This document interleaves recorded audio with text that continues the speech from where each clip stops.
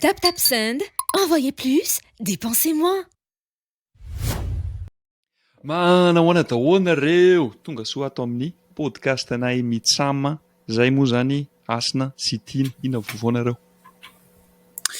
Ty podcast ty zany atao isaky ny tapa-bolana na mijery amin'ny Facebook ianao dia mivoaka episode iray tapatapaka mivoaka indroa isan-kerinandro.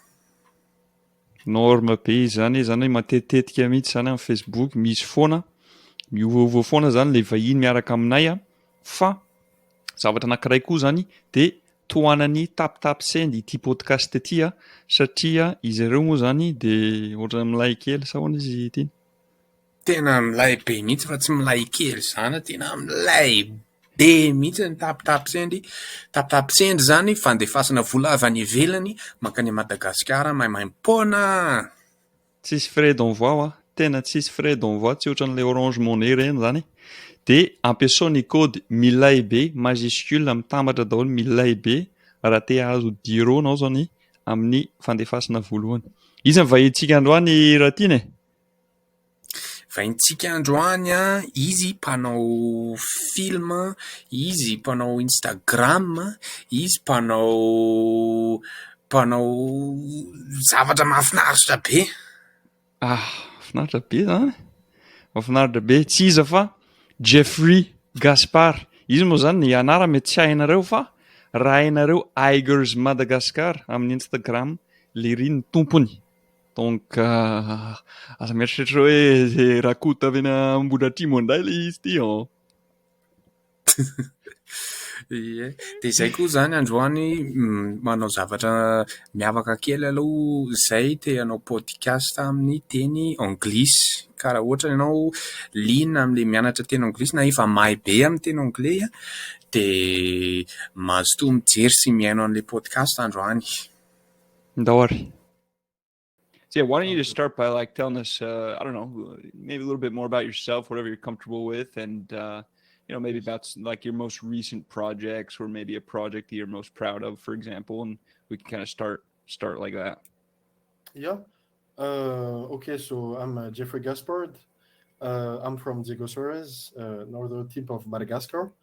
I'm 27 at the moment, and I can say I'm very proud to say that I'm a filmmaker and a photographer. It's a big chance to do this job because few people are able to do it, especially in Madagascar. So most recent project would be with Business Insider last year. Last year, with it was about vanilla, the business of vanilla. So it was supposed to be a 4 days trip, and then it became 11 days trip. So Of course. out of that, you discover anything every day, every single day. You have to make the story. Obviously, you have to find the people. You have to understand the business, of course, but also I'm like a link because I've been brought up Malagasy and French by French and Malagasy parents, and so I have this education. So I'm like a middleman about information. I know what the media is looking for because they have a certain way to communicate. It's a Western way to communicate. So Madagascar is very different. Obviously, they know what they know, but I have to translate that into something that the West could understand, especially the whole world could understand, and the easiest way possible. So they told me on the phone, yeah, it's only 4 days trip. I said to the Americans, I was like, yeah, okay, let's see. And then the more and more I got information about the trip and the business of vanilla, I was like, no, impossible. And also most of the time the international media think that they check Google Maps and they said, oh, it's easy, it's close. Whereas in Madagascar, it's very freestyle. Both of you know the state of highways and and the roads in Madagascar. So especially even the flights. It's quite expensive, so we have to take that into account when traveling, and it takes time. It takes time. So I have to make understand the media that it's much more time than what they thought. So if you watch the report, you see one shot, it's let's say Weimar, the other shot it's Ambanza, and that's like Yeah. a few seconds. And then I had to Right. travel all the way back to the East Coast, so it was quite sporty. Yeah. Yeah. Yeah, used to the American freeways, they're like, it'd probably be like a 2.5 hour drive. We can do those both in one day. You're like, well, the road's actually broken, so it'll take 48 hours to get there. So, Exactly. Wow. anyways. And you said, so you're 27 years old, filmmaker. How what got you into filmmaking? How long have you been doing it? I have an interesting story about that actually. Why filmmaking? So I used to windsurf. Well, I still do, but not as often as before. And in Diego, we have a lot of wind called varachaza in the local language, and it's a very strong southeast wind, sometimes equal to cyclones. It's very strong, and for us, kite surfers, windsurfers, it's heaven. Most tourists don't like it, but we love it. So Right. I used to windsurf since the age of 11, and the more I grew up, so I learned tricks and all. So when you learn tricks, obviously, like any sports, extreme sports, you watch videos online, and you see, okay, the guy is doing this, the guy is doing that. Okay, it's flying like crazy. And at that time, it was the start of Facebook. So we got friends and all online and all. And obviously, I'm a shy guy in general, and trying to impress the girls at school. So it was through Facebook.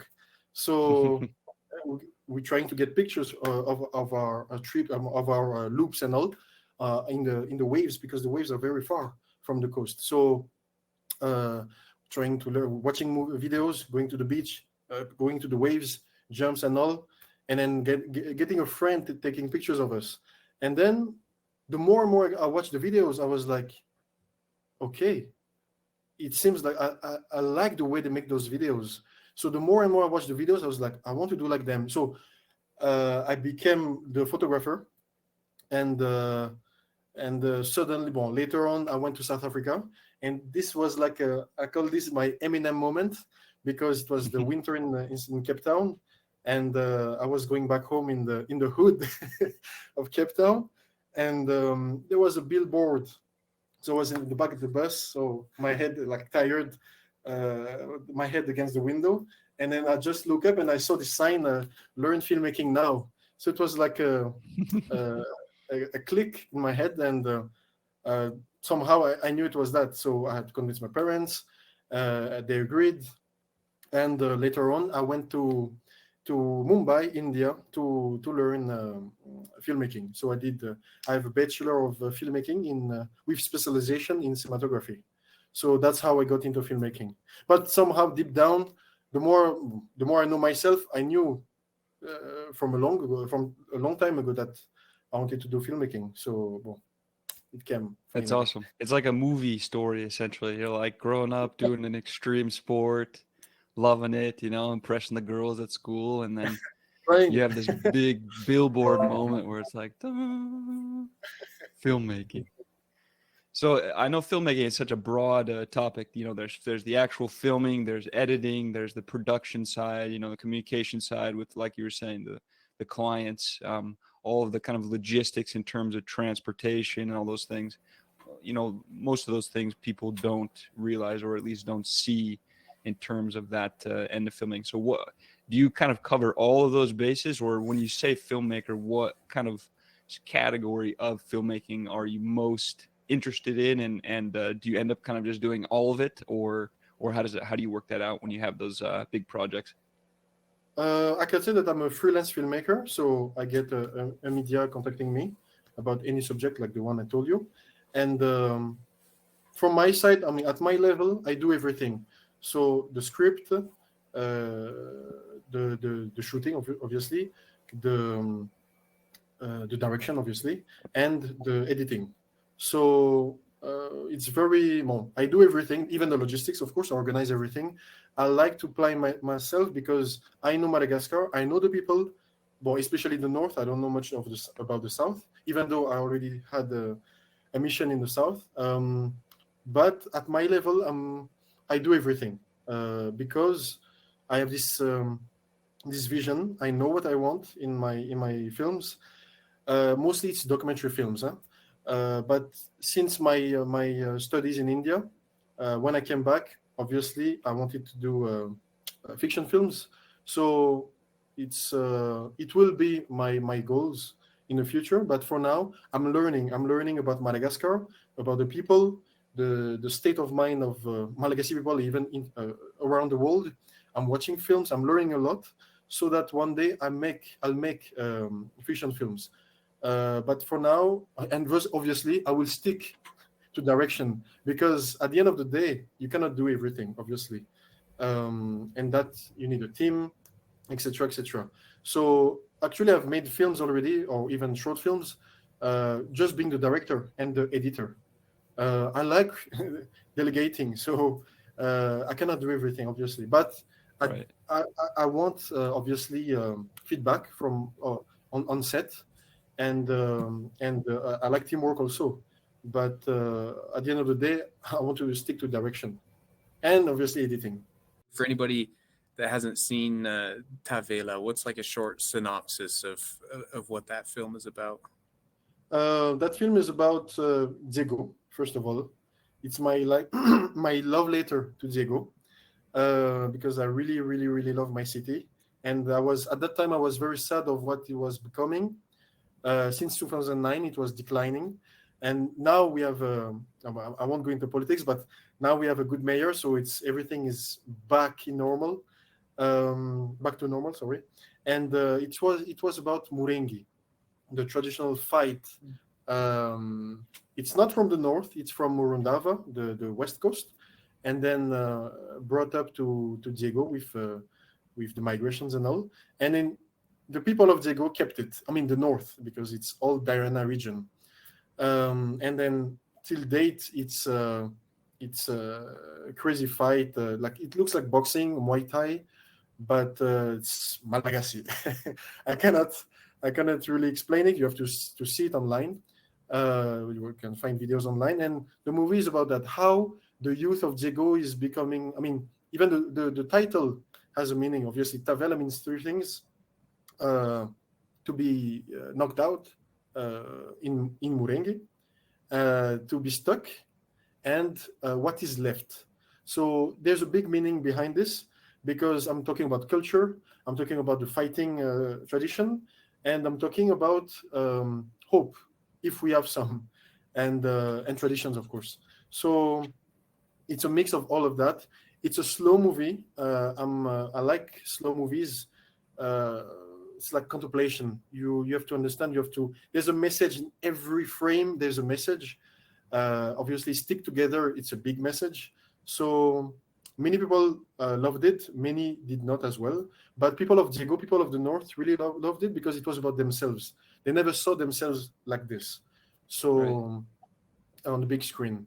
Yeah, so that was about it. And then Eternum, it's very different. One has to know I made those movies like 6 months apart. Huh? The first one was Tavela, the second Eternum. Eternum is 10 minutes film. Tavela is 66 minutes. And Eternum was just an assignment from the university in India. And then I made it big with my friends. I wrote I had this song, especially from windsurfing. At that time in 2014, I was like, oh, this could be a great. 2014, I was like, oh, this could be great music video. Windsurf video, and then somehow it stuck in the back of my mind. And then later on, at this point of my life, and it came back, and I had this assignment: make a music video with any music of your choice. So I was like, okay. I talked to my friends. I have this music. I didn't write the story yet, and then I went home, and within an hour, I had a story. So it was about World War II, one and two, sorry, about the involvement of Indian soldiers, volunteers mostly, that Britain brought to Europe to fight the Germans, the Japanese, and the Italians. So yes, so it was about that, and how it was tearing apart homes and families in India. So it's very intense, very philosophic. There is I like war movies. I like boxing movies too. So I got inspiration for Eternum from 14 films, war films, and then paintings, Malagasy tradition, Malagasy culture, French culture, Italian culture, Mexican culture, and obviously Indian culture. So it's It's a melting pot. I can give you a hint here. There's this amazing painting by Leonardo da Vinci, which I love, the creation of Adam in the Chapel 16, when the two fingers are out from God and Adam are touching. Right. So I try to recreate that. This is a spoiler for those who haven't seen it. So yes, I try to insert paintings, like even references from other films to give homage, to pay tribute to the works of filmmakers I admire. So yeah. Very cool. Yeah, it's cool. Those are a lot of things people don't really think about. Little shots that include those. A shot of a painting. Just imagining seeing a shot of a painting in a film. Most people, they may recognize the painting, but that's about it. Whereas there's a lot of artistic or kind of connecting deep meaning behind that. Very cool. And to go back to merengue as well, that's Yes. something, because my wife is from. She's seems like maybe kind of similar to your Region. coming up, I guess you could say, just because her she has a French parent and a Malagasy parent, so she has kind of the both cultures combined. She did grow up. She was born and raised in France. That's a little bit different, but her mom is from Sambava, and so merengue is a huge thing in Sambava as well. And so she would spend summers there when she was little, and that was like her favorite. Every Sunday, go to the beach and watch merengue when she was a little girl. So like even till now, she likes the combat sports because of that culture in Madagascar. Like you said, in North Sambava is North Madagascar as well, and so very cool to kind of I'm not sure if that was necessarily a love letter, I guess you said, more than homage Yes. to North Madagascar, but very, very cool, very definite prevalent part of the culture for sure. And one thing for me, which was very important, well, there were many things, but this in particular. So you can see mostly when you go online, you see most, or even on TV, mostly films or like reports of about Madagascar, Malagasy people, cultures of Malagasy people, shot by foreigners.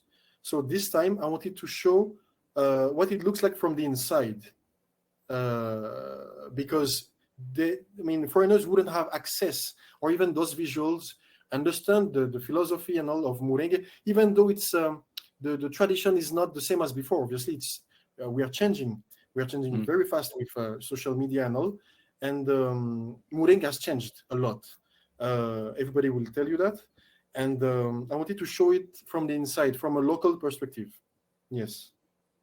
Very cool. And mostly when us, like me, our generation, watch TV, it's the foreigner who came here, ask someone, what about this tradition? Okay, I shoot it, and then go back home in Europe or anywhere, and then do the editing, and then send it online or on TV. And then we, because it's our generation, we have access to social media and TV.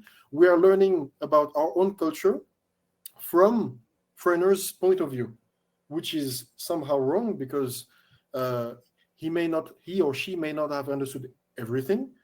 Right. So it's quite vast. So we have to take responsibility of our own cultures and tell the stories ourselves. This is my point. For sure. Yeah. One thing I was going to mention about that too is, like, I totally agree. There's just too many filters that pass through the vision of, for example, if I were to, observe merengue for 2 weeks or a month or whatever, there's so many filters before it reaches my comprehension that are just so different from what a local Malagasy would understand. The first thing I think of is language. Like, first of all, foreigners from the Western world, as you say, come to film in Madagascar, they're either speaking English or French. And for me, I'm very passionate about languages. So it's like right then and there's already, 25% of the entire culture, omitted because they can't speak Malagasy. So that's and that's only the tip of the iceberg. So definitely I totally agree. Essentially, that's all. Totally agree with that point. Very cool point. Yeah, and it's kind of that's an interesting thing too, because I mean, from like a tourist perspective, somebody's not gonna. People aren't going to want to invest time learning a new language to go to a tourist spot, right? But I think there is, I mean, for, somebody going to, France, or, an American going to France, or like a French person visiting Japan or something, they're not going to bring the expectation of, I'll just speak, my language. They might, try and learn a few words, where I think people going to Madagascar, they don't always have, or other, kind of more impoverished areas, they don't have that same mindset, but I think that people should. And it's interesting because on one of our last videos, I don't know if you saw this, Hasina, but somebody commented a video like, check this out. And it was a white lady speaking like pretty good Malagasy. And I don't know, it looked like she was in like a Nalakeli or somewhere, but she was like speaking it pretty good. And she was like, yeah, foreigners should learn Malagasy. And obviously, we say that all the time too. And I think it's growing. And I think the internet is helping that. But yeah, it's just such an interesting dynamic. Yes, definitely. And the more I learn, I mean, I'm making my third feature film at the moment. It's like about 1 year of shooting, even more now. And I'm learning so much about Madagascar. I mean, I like history. I love history. And obviously, by my name, obviously that's not my full name, but I'm not hiding any Malagasy name. It's like I'm being called Geoffrey Gaspard. But what I see is that there's a huge, heavy history of migration from outside, and mostly, like for example, when I showcased the Tavela in Cinepax in Antananarivo, the guy at the counter told me that some people, because my posters, the Tavela posters, were outside of Cinepax, and the counter guy told me that, okay, so a lady passed, and then she asked, is this guy Malagasy? Because you guys are promoting this as a Malagasy movie. What about his name? And then he told me that. I was like, okay, the next time someone tells you this, asks you this, ask them, and this is what I do also, ask them if they know the history of Madagascar. Because you cannot say this kind of sentence or this kind of question if you don't know the history of Madagascar. It's very rich, very dense. We had a huge period of time of slavery, and it's not so much learned at school, unfortunately, but I think it's heavy on Malagasy people nowadays. So the things about language, like you said in a previous video last time, Asna, about the influence of other languages on Malagasy language, it's very heavy. So I mean, one has to learn the history of Madagascar. I mean, not entirely, obviously, but be humble and know that we are rich of diverse influences, and that we should not be somehow xenophobic or anything like that.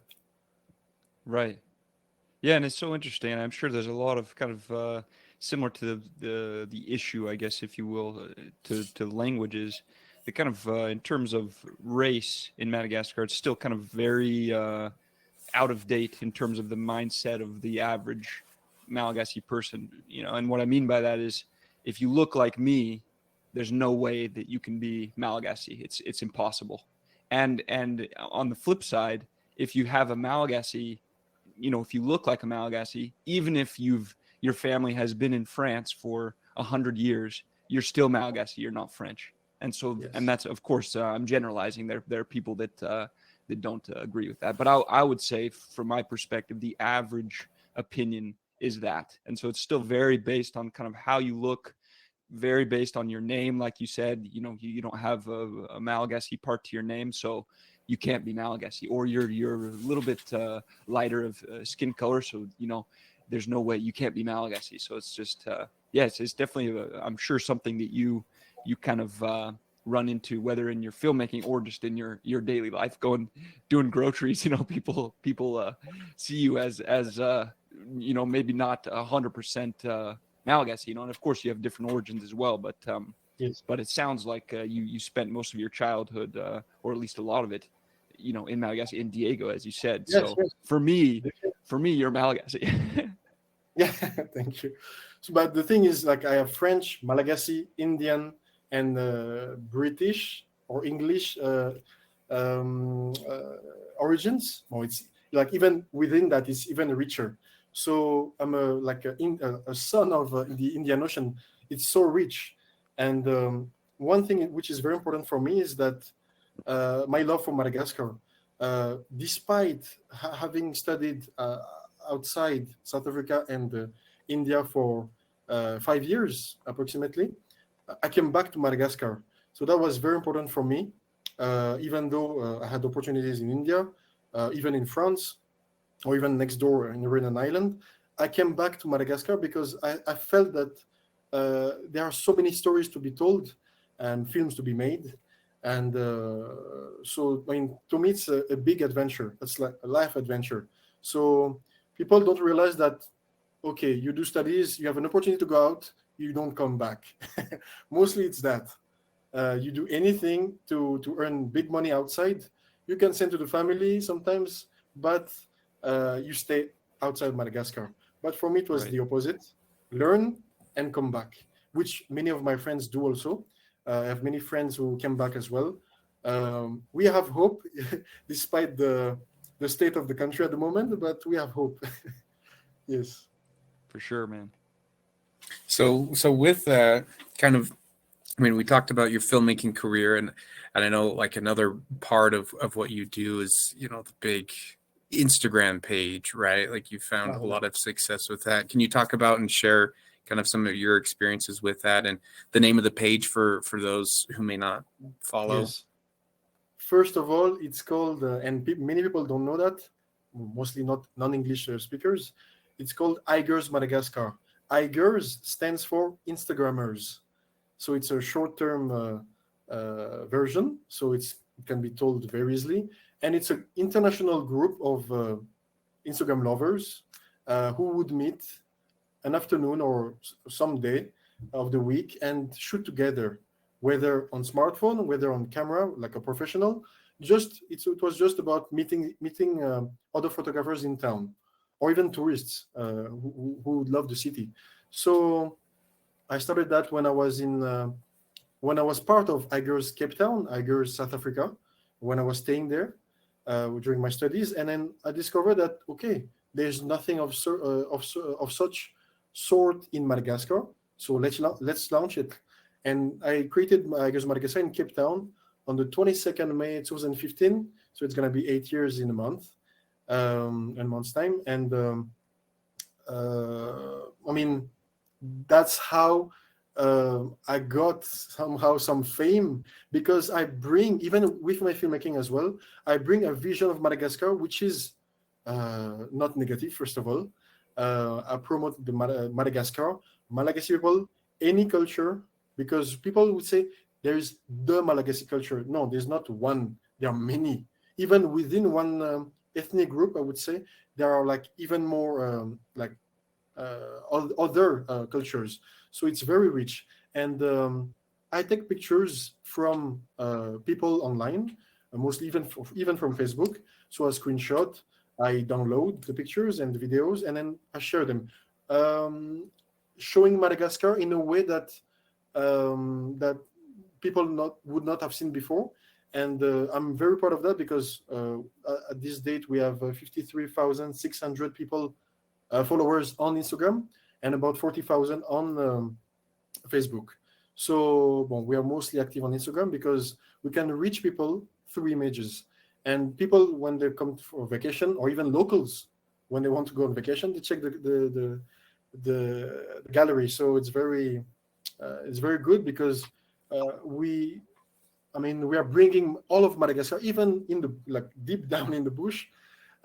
People discover pictures and villages and amazing landscapes that they would love to visit. So it's a great way to reach people as well. Yes. That's awesome, man. And how is that kind of tied into or affected your career in filmmaking? I'm assuming that's kind of gotten you some good exposure and maybe even helped you get in contact with potential clients. How have those two things kind of tied in? Yes. Obviously, most of the people in Madagascar, they are in Tana. Instagram is like a elite kind of. I don't like this word, but it's kind of elite application here. So people who have the financial means to travel, they are in Tana. So that's how I got known. And through that, they wanted to know who was behind. So I did some Zoom calls and all interviews. So that's how I got known. But I tried to promote Madagascar first, Malagasy people, etc., but not myself. Whenever I make a film or a short film, I promote it once, and then I go silent. But because it's not about me, it's about Madagascar. Right. Yes. Yeah, that's a really cool mindset, man. Because a lot of people, I feel like, would totally, and maybe even myself included, would totally use a platform like that to not necessarily take advantage, but just to really shed light on projects that I'm doing that I'm really proud of. So it's very cool that you've kept that very moderate in terms of focusing almost 100% on Madagascar and not just using it to bring more shed more light on what you do personally. It's very cool. Self-promote. Yeah. Cool. Well, Jeff, for people who want to, kind of find your works, find your stuff, where can they go to find all that? Mostly for videos and films, it will be on YouTube. Very accessible. Even for Tavela, it's a feature film. One should not post it online like this. But because I want people to learn about their own culture, or even one of Malagasy cultures, I wanted to leave it accessible for anybody around the world. So it's online, Tavela, even other films, obviously, on my YouTube channel. Otherwise, you can contact me on Facebook, Instagram, obviously, Twitter, and LinkedIn. I'm not so much there, but mostly Facebook and Instagram. Cool. Great. Yeah, that's dope. I think I've watched a few minutes of Tavela, but I need to watch the whole thing. Do you have your Indian film as well on there? I know you said it's multicultural, Yes. but the one you made in India? Yes, for sure. It's online. Okay, Yes. cool. Both of them won awards. One Tavela in France and Eternum in Montana in the US. Oh, really? Audience Wow, award. Montana. Nice. Yes. That's awesome. Yeah, that's Very really cool. cool. Thank Okay, you. man. Yeah. Just to kind of finish up our podcast, I'm not sure if you've seen any of the other episodes, but we have kind of 3 questions that we ask each of our guests. They're 2 of them are very simple, and so you can answer very quickly. The last one's a little bit, requires a little bit more thought, but we'll ring those off and we'll be good. So the first question for you is: do you like rice? First of all, that's the first question because rice is so common in Madagascar. And if so, which I'm assuming is probably yes. If so, what is your favorite loka? What is your favorite topping to have on rice? Okay, so yes, and the best in Madagascar is in Diego, or at least the northern region. You should know that. It's called Madame Rose. That's the name of the rice, and Okay. the topping, it's called kuji. Kuji. I don't know if Never you heard know of that. that. Have you heard of Yeah, that? never heard of It's delicious. Kuj with kituza or masquita for the north. Yeah. It's insanely good. So what is kuj? Kuj is like I don't know the name in French. Sorry. It's beige and it's like a small eye, black eye on it. It's like beans. Bean, Okay. like a type of bean. Okay. Yes, one type of bean. Yes, Simple, but sounds good. you should try that when you come. Yeah, I will, man. For sure. Right. Yes. The second question. Nice. Next question. So, do you like Malagasy music? And if so, who's one of your favorite like Malagasy artists? Oh, right now I have two. I mean, right now I have to obviously the one and only Denise. I really really love it because she brought something new, a vision, like a new vision, a Madagascar that I can see it. I would love to make music videos for her, and she knows that already. And what's his name? Tax, like from the east northeast, I think. I really like it. The name the name kind of reminds me. Like I feel like I've heard the name. I'm not familiar with the music Yes. though. I can send you the link. It's I really like it. It's Bastalayan is there, and Paul Eduardo. He's from Tamatave but lives in Diego. He made the end of the generic music of Tavela. Oh, cool. It's a beautiful one, and I love it also. Sweet, man. Yeah, you should definitely share some of those links so we can check them out. Give us some more culture, please. Okay, last question for you is a little bit requires maybe a little bit more thought, but you can kind of whatever comes to your mind. What is one thing that comes from either Malagasy culture or the life in Madagascar that other countries or other cultures could learn something from? What is something? What is one thing, like for example, a cultural practice? Could be like an actual tradition, or it could just be like a very simple mindset. So anything that comes from the culture in Madagascar that other countries or other cultures would do well to integrate into their culture. So it's something they could learn from the Malagasy culture. One thing I think, well, it's a good question for a filmmaker actually, because I learned so much, and this is a good question. I think it would be what the state of the world is going through right now, going back to nature, because Malagasy people, whichever region, they are very linked to nature, and with that is the tradition.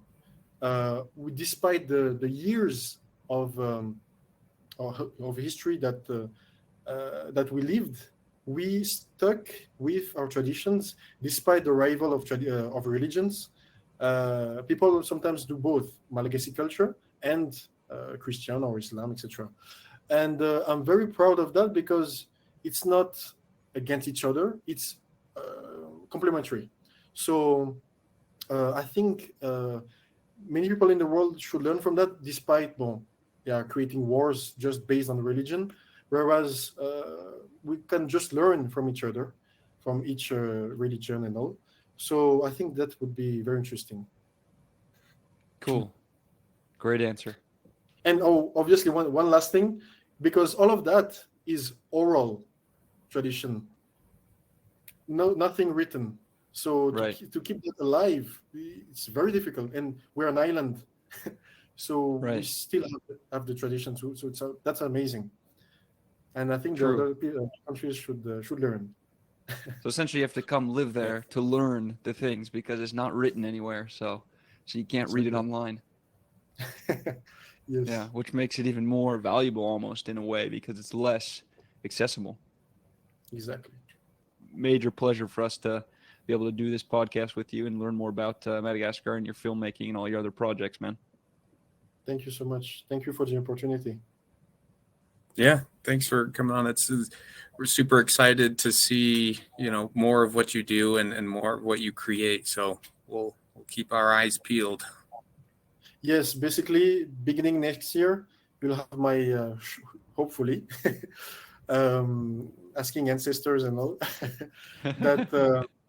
that my third film will come out, and it's gonna be a big one because it won't be only Madagascar; it will be international. So it's Cool. a very special one. Yeah, I cannot say much. Yes. Yeah, I was gonna say you can't spoil everything for us, but already stoked for that on the little information Yes. you can give. Should be awesome. Yeah. Tap tap send. Envoyez plus, dépensez moins.